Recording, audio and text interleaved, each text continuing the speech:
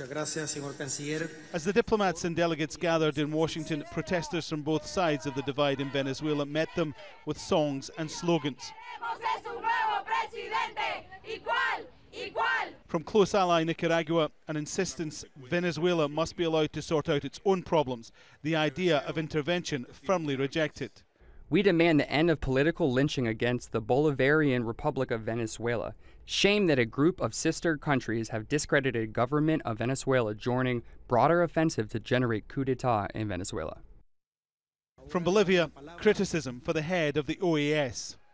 The actions of the Secretary General have generated a spirit of conflict and violence. It has led to confrontation and the death of Venezuelan citizens. Violence has been common on the streets of Venezuela in recent months as opposition to President Maduro has grown.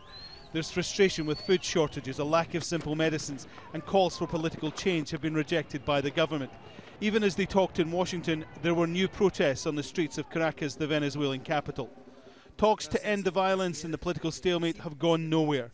Brazil, among others, insisted while Venezuelans must find their own solution, the OAS could not stand by. We can't wait to see what happens. Indifference and inaction is not an option. And there was a warning from the Dominican Republic.